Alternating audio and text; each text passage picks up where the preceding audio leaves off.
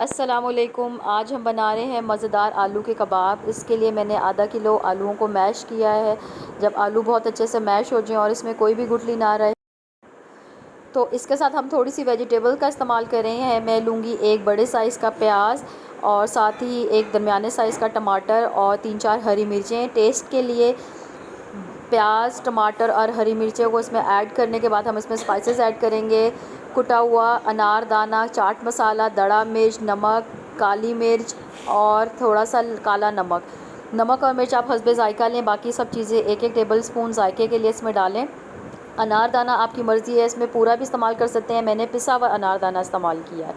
Binding के लिए इसमें कॉर्नफ्लावर के 2 टेबल स्पून मैंने ऐड किए और इसको बहुत अच्छे से मिक्स कर लें। जब ये मिक्स हो जाए तो इसको आलू के कबाब की शक्ल देने के लिए हम हाथों को थोड़ा सा पानी से गीला करेंगे और उसके बाद इस तरह की आलू की टिक्की बनाते जाएं।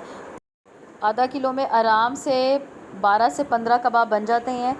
इसको आप बनाएं और इसको आप फ्रीज़ भी कर सकते हैं। मैंने क्योंकि अभी साथ ही इसको पकाना है तो इसलिए मैं अपने लिए 6 ही कबाब बना रही हूँ और बाकी मैं उसको फ्रीज़ कर दूँगी। जब ये बिल्कुल इसकी शेप बनने के तैयार हो जाए तो इसका बैटर बनाने के लिए, इसकी कोटिंग के लिए मैं लूँगी 1 अदद अंडा।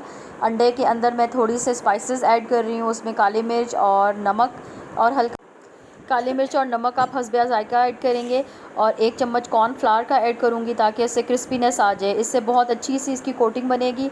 इस बैटर को बहुत अच्छे से मिक्स कर लें और आलू के कबाब जो हम पहले से बना चुके हैं उसको उसमें डिप करेंगे और पैन पे हम इसको फ्राई करेंगे। कुछ लोग इसको डीप फ्राई भी करते हैं बट मैं इसको फ्राई डायरेक्ट पैन पे शैलो फ्राई करेंगे। इस तरह 1 बाय 1 आप कबाब को कोटिंग वाले बैटर में डिप करते जाएं और उसके बाद तवे पे इसको सेकते जाएं।